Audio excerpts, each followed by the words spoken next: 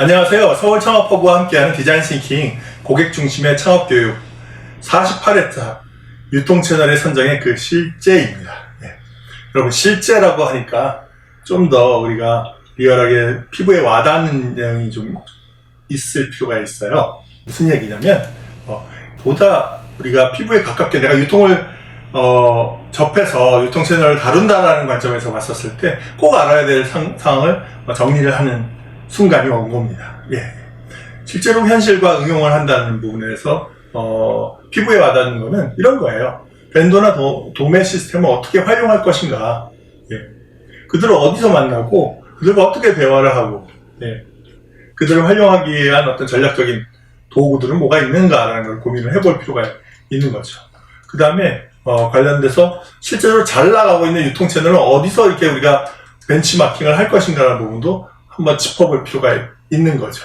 어디서 우리가 그런 아이디어를 얻어서 실제 유통채널을 전략을 짜고 이해를 할 수가 있는지, 그리고 꼭 생각을 해봐야 되는 것이 비용적인 부분입니다. 결국에는 돈입니다. 유통채널별로 가격 비교를 꼭 해야 되는 거죠.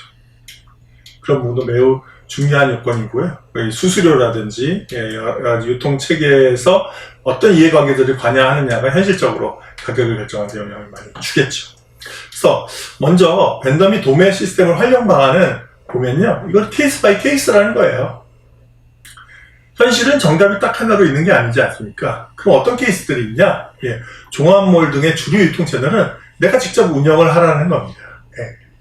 이게 내가 정말 중요한 나의 어떤 기준이 되고 나의 사업의 주력이 될 것 같으면 내가 직접 경험을 해봐서 하나하나 나의 브랜드와 나의 아이템을 키우는 쪽으로 이거를 활용할 필요가 있다는 거죠. 비주류의 어떤 특수 유통 채널은 전문 벤더를 활용할 수도 있어요. 내가 직접 하지 않고 맡기는 거죠. 내가 중점적으로 하지 않았고요. 내가 필요하다면 고속도로 휴게소에 있는 유통 채널도 활용할 수가 있는 거잖아요.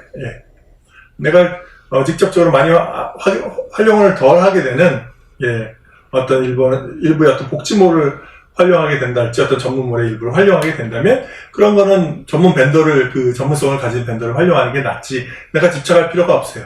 전문성의 영역에서도 그렇지만 더 중요한 거는 뭐냐면 나는 본질에 집중하고 나머지 필요하기는 하지만 결국에는 격가지고 하긴 해야 된다고 싶다면 과감하게 아웃소싱 하라는 거죠.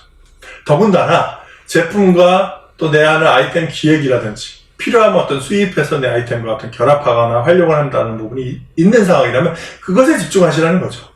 심지어는 총판을 활용하기도 하는 거죠. 그렇게 하면 됩니다. 다만 여러 가지 이렇게 활용하는 상황에서 우리한테 중요한 건 가격 통제권이에요. 맞습니다. 우리가 독점적으로 벤더를 우리가 활용을 할 수 있거나 가격을 통제할 수 있는 권리가 있다는 건 너무 중요해요. 도매업체보다는 상대적으로 벤더를 활용했을 때 가격 통제권이 있을 가능성이 크니까 이런 점은 또 그렇게 하시라는 것보다는 염두를 해둘 필요가 있는 거고요. 기획 상품이나 시즌 상품들의 경우에도 이런 어떤 식의 도매를 활용할지에 대한 우리가 아이디어가 필요할 거예요. 말 그대로 특수한 어떤 상황에서 맞는 특수한 어떤 딜들이 있을 수가 있죠. 그런 것들을 잘 활용하는 것이 중요하겠고요. 신용도 중요하지만 마지막으로 결제 조건이 중요하다는 얘기를 합니다. 결국엔 돈이다, 이런 얘기를 강조하려는 건 아닌데, 사람을 우리가 믿어도 그 사람이 선입금이나 출고 시에 결제가 된다는 부분을 보장을 못하는 경우가 생겨요. 구조적으로 돈이 없는데 어떻게 줍니까? 그 사람이 착한다고 주는 게 아니잖아요. 그러니까 계약이나 이런 조건에서 꼼꼼히 선입금이나 출고 시 결제라든지 조건들이 명확하게 정리가 돼야 나중에 받을 수 있는 명목이 생기는 겁니다. 사람을 믿는 거는 의미가 있을 수 있지만 비즈니스적으로 더 중요한 결제 조건을 챙기는 것이 잊지 말아야 될 상황입니다.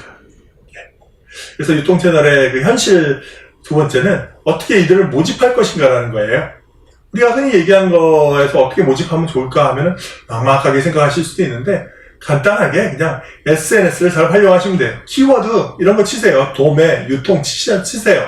SNS 어떤데? 여러 가지 페이북도 있고 밴드도 있고 말씀드렸지만 커뮤니티들이 모인 곳들이 있잖아요.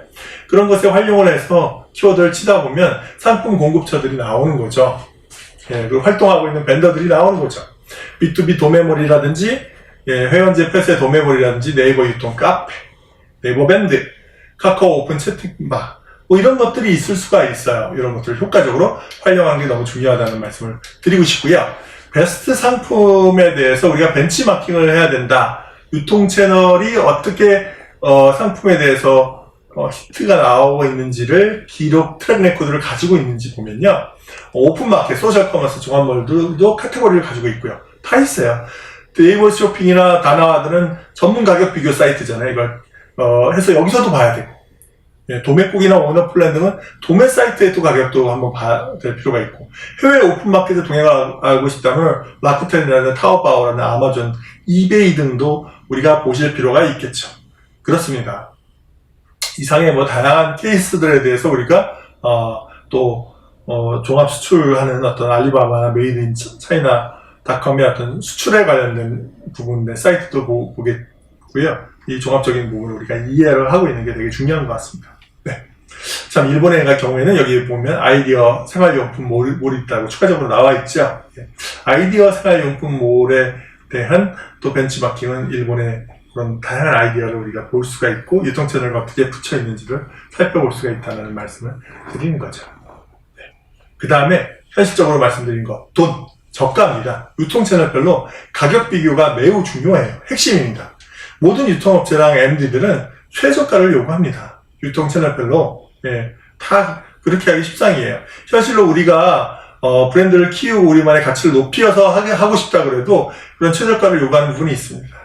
디자인 싱킹을 해서 그것에 맞게끔 고객한테 가치를 최대한 올리면 고가를 받을 수 있지 않을까. 유통채널은 처음 보는 스타트업 일격이라고 깍제예요. 그래서 우리가 오픈마켓에서 먼저 입점해서 가치를 높인 다음에 접근하는 것들이 있는 거죠. 어쨌든 간에 그럼에도 불구하고 처음에 오픈마켓도 최저가를 하니까 단기간 내에 올리기는 쉽지 않은 거죠. 예. 그래서 유통채널별로 판매 수수료가 상이하다는 점을 우리가 알 필요가 있어요. 예. 그리고 온라인 최저가가 아니면 입점을 못하는 폐쇄 유통 채널이 있다는 것도 우리가 알아둘 필요가 있는 거죠. 그래, 유통 채널을 생각할 때 우리가 온라인 동의를 되게 중시하는데 핵심은 가격이 유지가 됐어요, 무너졌어요? 예, 무너지고 있어요. 그러니까 가격 비교가 더 첨예할까요, 안 할까요? 첨예합니다. 예, 그래서 현실적으로 물건을 파는데 가격 경쟁에 노출이 되기 때문에 유통 채널별로 가격이 들쭉날쭉 이렇게 하는 부분에 대해서 우리가 알아야 되는 거죠. 예. 특히 벤더 도매점이나 대리점이나 이제 판매자들을 이렇게 잘 관리해야 되는데 이 관리가 잘 안 될 경우에 가격이 들쭉날쭉 되는 경우에 굉장히 타격이 있을 수가 있어서 이 가격 비교가 핵심입니다. 네. 이제는 이런 체계들도 융합화와 혼합화와 여러 가지 결합하는 형태의 어떤 트렌드로 인해서 쉽지 않지만 기본적으로 이렇게 볼 수가 있어요. 최저가로부터 최고가에 이르기까지 유통채널 나래비를 좀 세워보면은, 예, 여기 보시다시피 어떤 폐쇄몰이라든지 복지몰이라든지 공동구매 같은 부분이 보통 최저가를 형성하는 경우가 많고요. 예, 쿠팡, 위메프, 티몬즈처럼 소셜 커머스 쪽으로 갔었을 때가 그다 오픈마켓, 네. 대표적으로 G마켓 11번가 옵션 인터파크 아시죠? 이런 것들이 지금 말씀하는 것들이 최저가를 형성시키는 분이고요. 거기다 좀 위로 올라가더라도 이제 인터넷 종합몰들 있죠. CJ 롯데, 뭐 GS, 현대, 농수산. 하도 부침이 심하지만 이런 것들에 대한 이 가격들도 알아봐야 되고요. 그 다음에 이제 오프라인으로 가면서는 참고형 할인점을 우리가 생각을 해야 되죠. 코스코, 트레이더스, 빅마켓 등이 있는 거고요. 그 다음에 할인점. 예. 자, 트레이더스는 이마트에서 지금 트레이더스로 가면서 할인점들이 참고형 할인점으로 가는 게 대세지 않습니까? 코로나19로 인해 이런 것도 더 영향이 있는 거잖아요.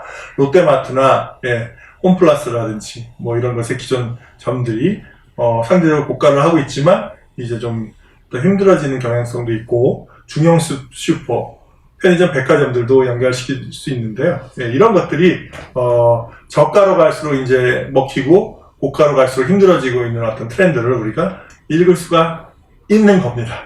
그 다음에 이런 부분에 대해서 우리가 오프라인과 온라인의 어떤 채널 체계도 보면서 이해하는 것을 수수료를 같이 비교를 해봐야 되는 거예요.